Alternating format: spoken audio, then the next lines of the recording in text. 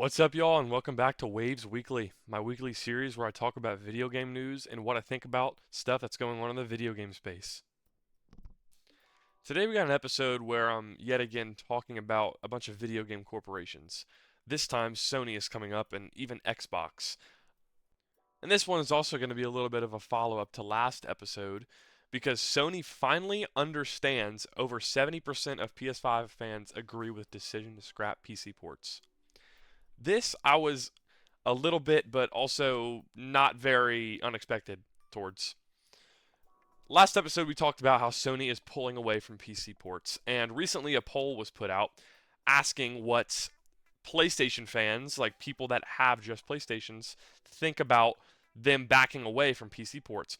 And apparently, over 70% of those people said that PS5 exclusives should remain to the PS5. And while I understand this, I had a PS5 at once, and I kind of had a feeling like this, like, well, it wouldn't be fair to some of us if all of our exclusives were just taken away just to put on PC because it encourages less people to buy a PS5 and have more PlayStation gamers, if that makes sense. But having exclusives, I guess, gives a sense of accomplishment to some of these gamers, and that is one thing I understand. Having a PS5, it's special because, back when, for example, Fall Guys came out, a lot of the PlayStation players were laughing at the Xbox players because they couldn't play Fall Guys. It was a big deal back then, and a lot of Xbox players wanted Fall Guys, and lo and behold, 2 years after the game was popular, it came to Xbox, which is pretty crazy to me. And while I think this might be a kind of a good strategy to maybe wait a couple years to put exclusives on PC or Xbox, it's also sometimes not fair to PC players because we've been getting a lot of PlayStation games so far, and to hold back games for multiple years, even longer than we already have to wait, it's just not fair, especially when PlayStation fans are sometimes even forgetting about these exclusives. Like, they might be happy about getting the exclusives day one, but once they play the game, finish it, 100% it, get the platinum, whatever, most likely they're going to move on to another game and forget about it, especially with single player games. And I just think it would be more reasonable to port it to other consoles where Sony could make money. If anything, they're just missing out on just totally scrapping PC ports, totally. But that's just what I think. All my PlayStation fans out there, let me know what you think, but I totally understand where they're coming from. I just don't exactly grasp the whole reason why. But another thing Sony is doing is they're testing dynamic pricing on the PlayStation Store. If you guys don't know what dynamic pricing is, it's where prices are made for each individual user. It's a pricing strategy that sees businesses set flexible prices for products based on demand or customers' unique purchase history. The use of dynamic pricing has been criticized by some consumers and other industries for its perceived unfairness. And according to the PS Store tracker, some PlayStation Store users have been seeing personalized prices significantly lower than the standard price, as part of the Sony A/B test to study demand elasticity, where users are placed randomly in control or test groups to see different prices for the same games. Some users even seeing discounts of 5% for them and 17.6% for other users, which is very unfair when some people are paying more and some people are paying less. The United States and Japan are not included right now, probably due to restrictions, but it's still claimed that it could come after the testing is over. This user claimed that he was very excited to finally purchase Red Dead 2, only to find out that the price was lower on his wife's account as part of the experiment of dynamic pricing.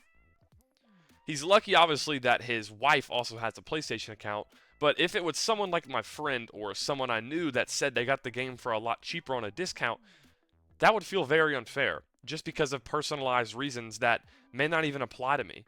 It's not fair for people to have to pay more while some people are even paying less during discount events, and I really hope this doesn't come to Steam or anything, or worldwide, honestly, because I know other corporations have been testing this out for a while, and it could start to become a problem. Honestly, Sony's been stirring up a lot of drama in the gaming industries recently, and for a long time we've been seeing a lot of stuff like this from them. So I'm not exactly surprised that Sony's doing this. Maybe they'll back away, or maybe they'll just go ahead with it, but Let's hope for the best as we always do. But enough about Sony. Let's finally get to talk about Xbox. As everyone knows recently, Xbox just got a new CEO because of everyone backing down from Xbox. And despite the CEO teasing, an Xbox insider has claimed that exclusives are absolutely not happening. Meaning exclusives like Halo and Forza are not going to stay on Xbox, and instead they're probably going to release on Xbox and PC day one and come to PlayStation in a couple months or near future.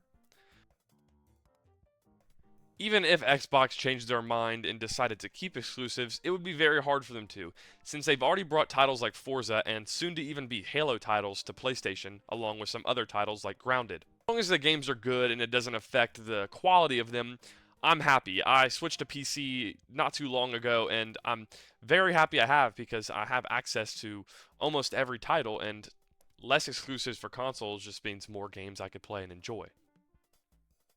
But I did own a console not too long ago and still do own a Nintendo Switch 2, which obviously is all about the exclusives. That's why you buy a Nintendo console in the first place.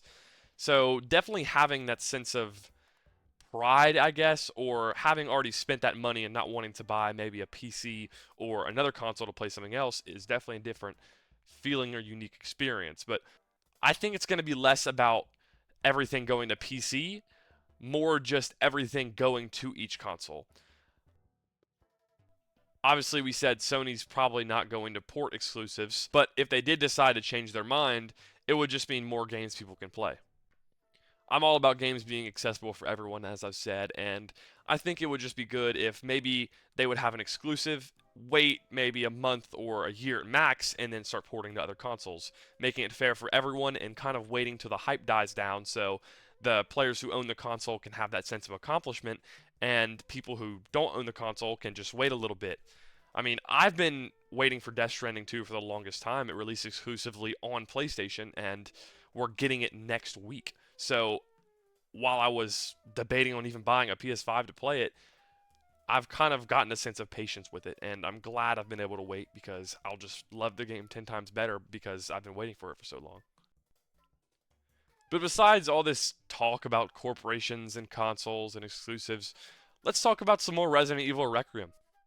I actually have recently just bought the game, and I know I'm late, but I've been enjoying it a lot so far, and I have just been enjoying the authentic Resident Evil and kind of new modern experience blended together. But anyways, apparently a DLC might come to Requiem soon, and the main star of it will be Leon.